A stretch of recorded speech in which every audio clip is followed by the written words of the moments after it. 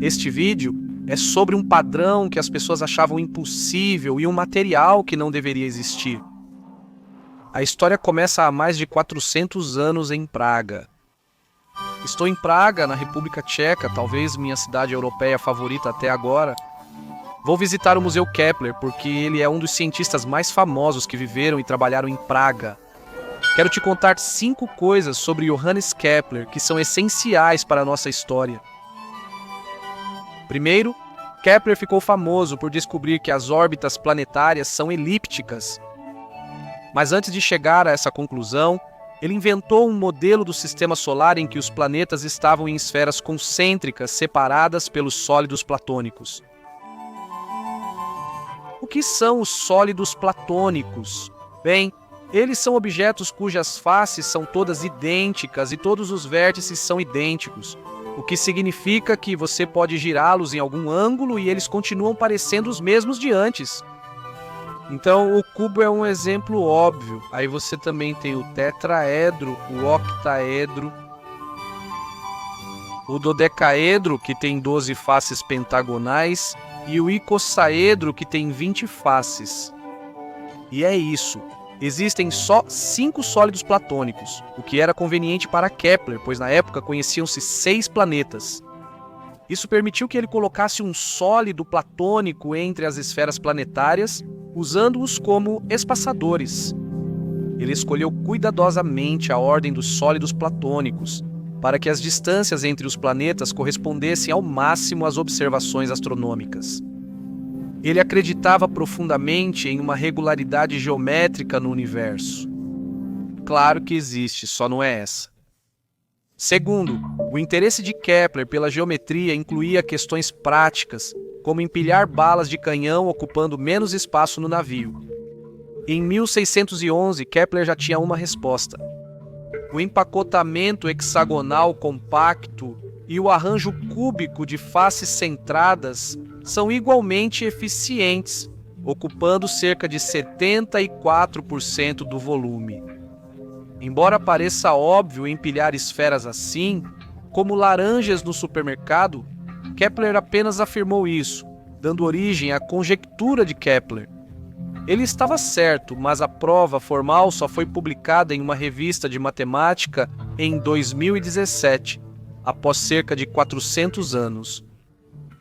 Terceiro, Kepler publicou sua conjectura em um panfleto chamado De Nive Sexangula, sobre o floco de neve de 6 pontas, no qual ele se perguntava: deve haver uma causa definida para que, sempre que a neve começar a cair, suas formações iniciais invariavelmente exibam a forma de uma estrelinha de 6 pontas. Se isso é por acaso, por que não caem com 5 ou 7 pontas? Por que sempre 6? No tempo de Kepler, não havia teoria sobre átomos, moléculas ou sua organização em cristais, mas ele parecia quase entender isso. Quero dizer, ele especula sobre a menor unidade natural de um líquido como a água, essencialmente uma molécula de água, e como essas pequenas unidades poderiam se empilhar mecanicamente para formar o cristal hexagonal, de forma semelhante às balas de canhão empilhadas em formato hexagonal. Quarto, Kepler sabia que hexágonos regulares cobrem uma superfície plana sem deixar espaços. No jargão matemático, dizemos que o hexágono preenche o plano periodicamente. Você sabe que uma pavimentação é periódica se você pode duplicar uma parte dela e continuar o padrão apenas por translação, sem rotações ou reflexões. Pavimentações periódicas podem ter simetria rotacional. O padrão de losango tem simetria de ordem 2 porque, ao girá-lo 180 graus, ele permanece igual. Triângulos equiláteros têm simetria de ordem 3. Quadrados têm simetria de ordem 4. Hexágonos têm simetria de ordem 6. Mas essas são as únicas simetrias que você pode ter. 2, 3, 4 e 6. Não existe simetria quíntupla. Pentágonos regulares não cobrem o plano. Mas isso não impediu Kepler de tentar. Vê este padrão aqui? Ele publicou isso em seu livro Harmonices Mundi, ou Harmonia do Mundo. Ele tem uma certa simetria quíntupla, mas não exatamente. e não está totalmente claro como você continuaria esse padrão para preencher todo o plano. Existe um número infinito de formas que podem preencher o plano periodicamente. O hexágono regular preenche o plano apenas periodicamente. Há infinitas formas que podem preencher o plano de modo periódico ou não. Por exemplo, triângulos isósceles podem preencher o plano periodicamente, mas se você girar um par de triângulos, então o padrão já não é mais perfeitamente periódico.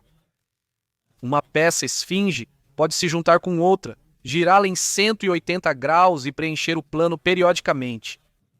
Mas uma disposição diferente dessas peças não é periódica. Isso levanta a questão: há peças que só preenchem o plano de modo não periódico? Bem, em 1961, Hao Wang estava estudando peças quadradas multicoloridas. Regras: bordas que se tocam precisam ter mesma cor, e não é permitido girar ou refletir as peças, só deslizar. A pergunta era: ao receber essas peças, é possível saber se elas cobrem o plano? A conjectura de Wang dizia que, se cobrem o plano, conseguem fazê-lo de modo periódico. Mas a conjectura de Wang estava errada. Seu aluno, Robert Berger, encontrou um conjunto de 20.426 ladrilhos, que cobriam o plano apenas de forma não periódica. Pense nisso por um segundo. Aqui temos um conjunto finito de ladrilhos, ok? É um número grande, mas é finito e pode cobrir até o infinito sem nunca repetir o mesmo padrão. Não há como nem mesmo forçá-los a se organizarem de forma periódica. E um conjunto de ladrilhos como esse, que só pode cobrir o plano de forma não periódica, é chamado de ladrilhamento aperiódico. E os matemáticos queriam saber se existiam ladrilhamentos aperiódicos que exigiam menos ladrilhos. Bem, Robert Berger encontrou um conjunto com só 104. Donald Knuth reduziu o número para 92 e, em 1969, você teve Rafael Robinson, que criou 6 ladrilhos, apenas 6, que podiam cobrir todo o plano sem nunca repetir. Então veio Roger Penrose, que acabaria reduzindo o número para 2. Penrose começou com um pentágono.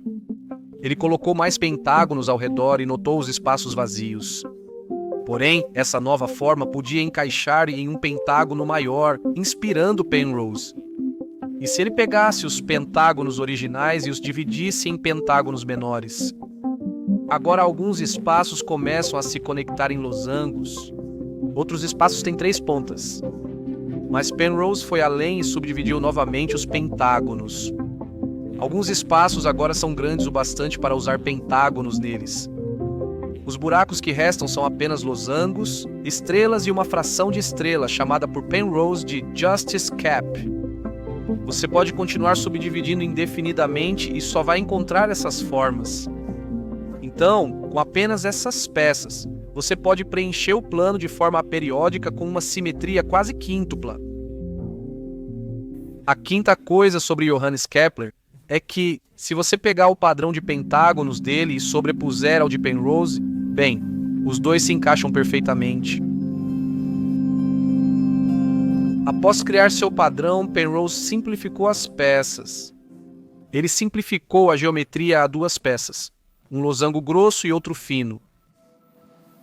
As regras de como elas podem se encaixar podem ser aplicadas por saliências e entalhes ou por cores correspondentes, e essas regras garantem que essas 2 peças únicas só possam preencher o plano de forma não periódica. Apenas 2 peças vão até o infinito, sem nunca se repetir. Uma maneira de ver isso é imprimir 2 cópias do mesmo padrão de Penrose, sendo uma em transparência e sobrepor uma à outra. Agora, a interferência resultante que você obtém é chamada de padrão Moiré. Onde está escuro, os padrões não estão alinhados, mas você pode ver que também há alguns pontos claros, e é aí que os padrões coincidem, e, à medida que eu giro, você pode ver os pontos claros se movendo para dentro e ficando menores, e então, em certo ponto, eles se movem para fora e ficam maiores. O que eu quero fazer é tentar ampliar um desses pontos brilhantes e ver qual o maior trecho coincidente que consigo encontrar. Ah, sim, sim, é como se de repente tudo estivesse iluminado. Eu adoro isso. Então, esses padrões estão perfeitamente alinhados aqui, aqui, aqui, aqui e aqui, mas não ao longo dessas linhas radiais. E é por isso que elas parecem escuras. O que isso nos mostra é que você nunca pode alinhar perfeitamente qualquer trecho com o que está embaixo. Sempre haverá alguma diferença. Então, meu padrão de Penrose favorito é feito na verdade dessas duas formas, que são chamadas de pipas e dardos. E elas têm esses ângulos muito específicos, e a forma como elas devem se encaixar é baseada nessas duas curvas. Você pode ver que há uma curva em cada peça, então você precisa conectá-las de forma que as curvas fiquem contínuas. E essa é a regra que permite construir um mosaico aperiódico com essas duas peças. Então, eu cortei milhares dessas peças a laser e vou tentar juntá-las para fazer um enorme mosaico de Penrose. Ah, cara, vamos lá. Se você olhar fixamente para um padrão de pipas e dardos, vai começar a notar todos os tipos de irregularidades, como estrelas e sóis. Mas, olhando de perto, eles não se repetem como você esperaria. Essas duas peças formam um padrão em constante mudança que se estende infinitamente sem repetir. Isso significa que existe apenas um padrão de pipas e dardos e que toda imagem que vemos é apenas uma parte desse padrão singular? Bem, a resposta é não. Na verdade, há um número incontável de padrões diferentes de pipas e dardos que cobrem todo o plano. E fica ainda mais estranho. Se você estivesse em qualquer um desses mosaicos, não conseguiria saber em qual deles está. Quero dizer, você poderia tentar olhar cada vez mais longe, reunir mais e mais dados, mas é inútil, porque qualquer região finita de um desses mosaicos aparece infinitas vezes em todas as outras versões desses mosaicos. Não me entenda mal, esses mosaicos também variam de infinitas formas, mas só se percebe isso vendo o padrão inteiro, o que é impossível. Existe esse tipo de paradoxo nos mosaicos de Penrose, onde há uma infinidade incontável de versões diferentes, mas só de olhar para eles, você nunca conseguiria distingui-los.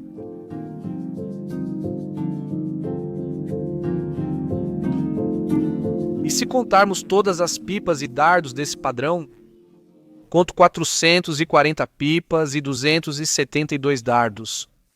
Essa proporção te lembra alguma coisa? Bem, se você dividir um pelo outro, obtém 1,618. Essa é a proporção áurea. Então por que a proporção áurea aparece nesse padrão? Bem, como você sabe, ela contém um tipo de simetria quíntupla. Entre as constantes irracionais, a razão áurea φ é a mais ligada ao número 5.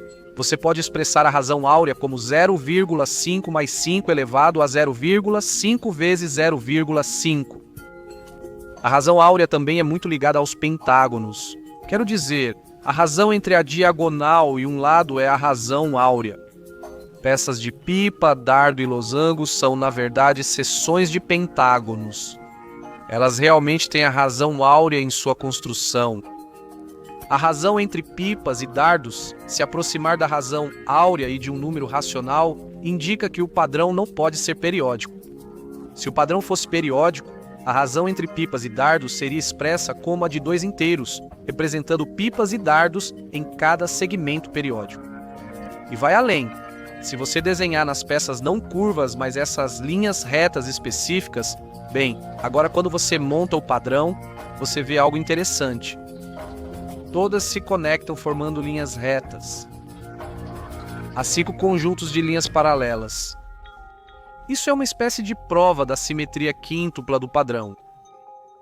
Mas não é perfeitamente regular. Observe qualquer conjunto de linhas paralelas. Você notará 2 espaçamentos, um longo e outro curto. De baixo para cima temos longo, curto, longo, curto, longo, longo. Espere, isso foge do padrão. Esses intervalos também não seguem um padrão periódico. Mas conte o número de longos e curtos em qualquer seção. Aqui eu tenho 13 curtos e 21 longos. E você tem a sequência de Fibonacci. 1, 2, 3, 5, 8, 13, 21, 34, etc. E a razão de um número de Fibonacci para o anterior se aproxima da razão áurea. Penrose foi questionado por outros cientistas. Existiria um análogo físico para esses padrões? Eles ocorrem na natureza, talvez na estrutura dos cristais? Penrose achava que isso era improvável. A própria natureza de um cristal é que ele é formado por unidades que se repetem. Assim como as simetrias das formas que preenchem o plano foram estudadas antes, as células unitárias dos cristais já estavam bem estabelecidas. São 14 e ninguém jamais viu um cristal fora desses padrões. Outro problema era que cristais se formam com átomos e moléculas localmente, mas os ladrilhamentos de Penrose parecem exigir coordenação de longo alcance. Pegue este padrão, por exemplo. Você poderia colocar um dardo aqui e continuar a ladrilhar até o infinito sem problemas? Ou você poderia colocar uma pipa aqui do outro lado, novamente sem problemas. Mas se você colocar a pipa e o dardo aqui ao mesmo tempo, bem, então esse padrão não vai funcionar. Quero dizer, você pode continuar ladrilhando por um tempo, mas quando chegar em algum lugar por aqui, bem, não vai funcionar. Você pode colocar um dardo ali, o que completa o padrão muito bem, mas aí você acaba com essa forma bem estranha aqui, que na verdade é o formato de outro dardo. Se você colocar esse ali, as linhas não encaixam e o padrão não funciona. Como isso funcionaria como um cristal? Quero dizer, ambos esses azulejos obedecem às regras locais, mas a longo prazo simplesmente não funcionam. No início dos anos 1980, Paul Steinhardt e seus alunos usaram computadores para modelar como átomos se agrupam em matéria condensada, descobrindo que eles tendem a formar icossaedros localmente, apesar de essa ser uma forma considerada proibida por ter simetrias de ordem 5. A dúvida deles era até que tamanho esses icossaedros poderiam crescer. Eles pensaram em 10 ou 100 átomos. Mas, inspirados pelos mosaicos de Penrose, eles criaram um novo tipo de estrutura, um análogo tridimensional dos mosaicos de Penrose, agora conhecido como quase-cristal. Eles simularam como os raios X se difractariam nessa estrutura e encontraram um padrão com anéis de 10 pontos refletindo a simetria quíntupla. A poucas centenas de quilômetros dali, sem saber do trabalho deles, outro cientista, Dan Shechtman, criou esse material escamoso de alumínio e manganês. E quando ele dispersou elétrons em seu material, esta é a imagem que ele obteve. Ela quase combina perfeitamente com a feita por Steinhardt. Se os mosaicos de Penrose exigem coordenação de longo alcance, como criar quase cristais? Conversei com Paul Steinhardt e ele disse que as regras de correspondência nas bordas não são fortes o bastante. Aplicando-as localmente, surgem problemas como peças mal colocadas. Mas ele disse que, se você tiver regras para os vértices, a forma como os vértices podem se conectar uns com os outros, essas regras são fortes o suficiente localmente para que você nunca cometa um erro, e o padrão pode continuar até o infinito. Um dos artigos seminais sobre quasicristais se chamava De Nive Quinquangula, sobre o floco de neve pentagonal, em referência a Kepler. Nem todos ficaram impressionados com o anúncio dos quasicristais, considerados por muitos como um material que desafiava as leis da natureza. Linus Pauling, ganhador de 2 prêmios Nobel, disse: "Não existem quasicristais, apenas quasi-cientistas." Mas Shechtman riu por último. Ele foi premiado com o Nobel de Química em 2011, e desde então, quasicristais têm sido cultivados com belas formas dodecaédricas. Eles estão sendo estudados para usos como isolamento elétrico, utensílios de cozinha e aço ultra resistente. E o que mais me fascina em toda essa história é o que existe e que simplesmente não conseguimos perceber porque é considerado impossível.